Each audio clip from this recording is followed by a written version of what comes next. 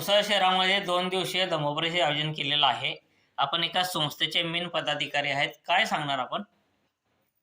सर्वांना क्रांतिकारी जय भीम, जय संविधान. मी मेहता बौद्धिश संस्थेमध्ये कार्यरत आहे.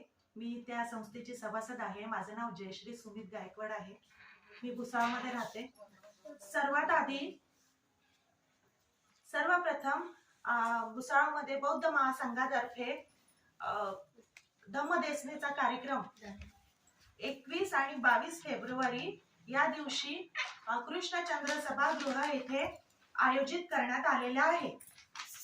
वेळ आहे संध्याकाळी 5 ते 10. सर्व उपासक उपासिकांना मी नम्रपणे विनंती करते की सर्वांनी या कार्यक्रमाचा लाभ घ्यावा. आणि मी मेहता बौद्धिश या संस्थेतर्फे आम्ही सर्वजणी मिळून तेथे चिवरदान करणार आहोत.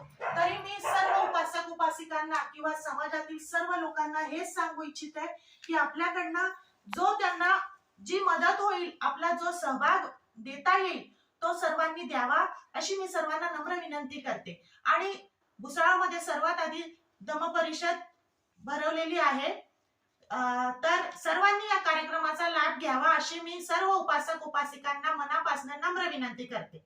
सर्वांना क्रांतिकारी जय भीम, नमो बुद्धाय.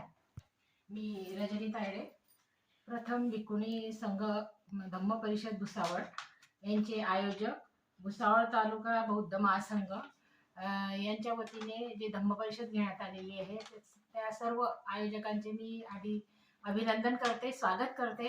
आणि अशाच प्रकारे भुसावळ तालुक्यामध्ये प्रथम महिला भिकुणी यांचं धम्मपरिषद आयोजित केलेली आहे. त्यामुळे भुसावळ तालुक्यातील बहुसंख्य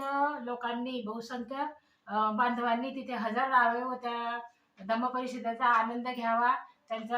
त्यांनी सर्वांनी सहकार्य करावं आणि एकजुटीने सर्वांनी प्रयत्न करावे आणि आपल्या समाजाविषयी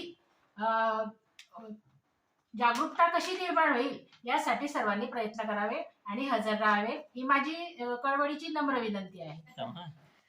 जय भीम, नमो बुद्धाय. मी सर्वप्रथम आपल्या आरक सरांचं पत्रकार आपले संघर्ष माझा न्यूजचं मी त्यांना शुभेच्छा देते की ते आपल्यापर्यंत ह्या बातमी पोहोचत असत.